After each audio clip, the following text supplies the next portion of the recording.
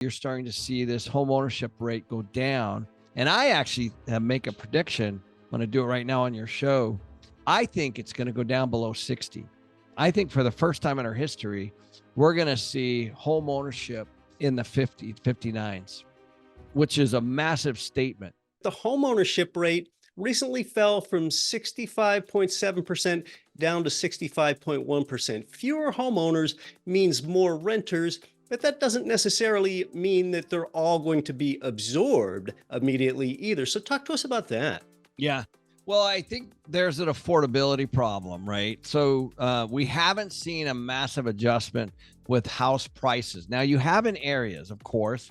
I saw your recent podcast on Florida, how the price of a car, or the price of a house is less than a car today. And yeah, you're right. But what's happening is there are markets that are pulling back, right? There are markets that had a bigger bubble than others, and they're pulling back. And so there's great deals in those markets. Florida, not all of Florida, but a lot of areas of Florida being one of those markets. There are other markets where you don't have that.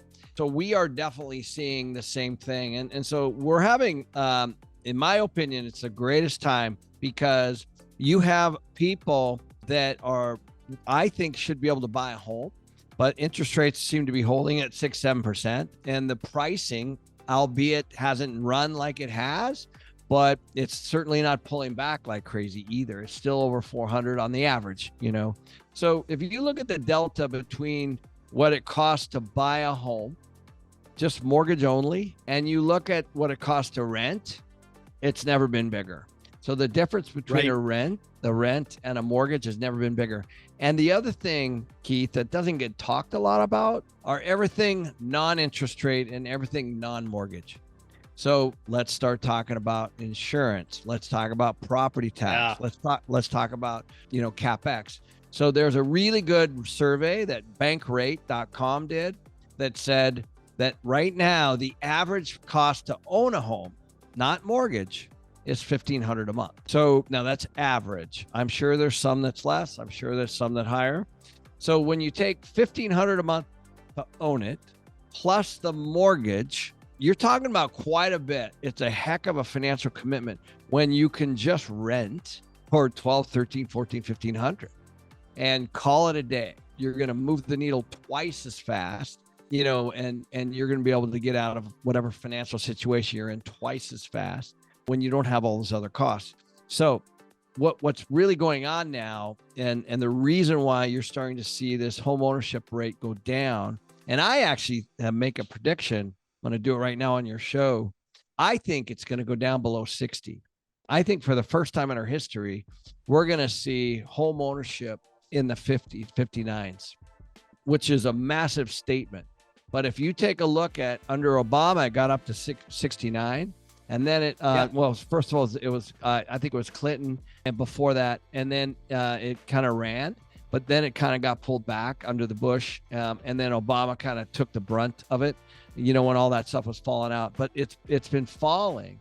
And it's falling why? It's falling because people can't afford a home. And they need to be able to afford a home. So we can't build affordably. The single family market is not affordable, and inflation surpassing wage growth. So you have this massive shift of people, in my opinion, moving from home ownership to the rental side. And there was a time where 1% shift, Keith, was 1 million people. 1 million new renters with every 1% drop in the home ownership rate. Was 1 million people. So imagine that. Imagine, it doesn't sound like much when you go 65.7 to 65.1. Right. That's a lot of people when you got 142 million people in the U.S. 350 million in the U.S. Yeah, about 145 million housing. 145 million. Yeah, something like that. So so you start to take a look at these numbers. They're massive. So these little 1% movement is a lot of people.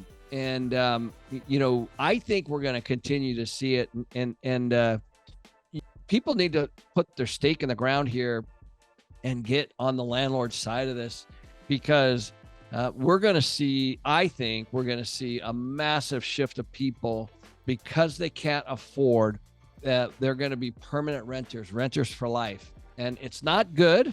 I'm not advocating it, but it just is what it is. With wage destruction, with inflation, with the affordability the way it is, people are going to be forced into the rental side of the equation.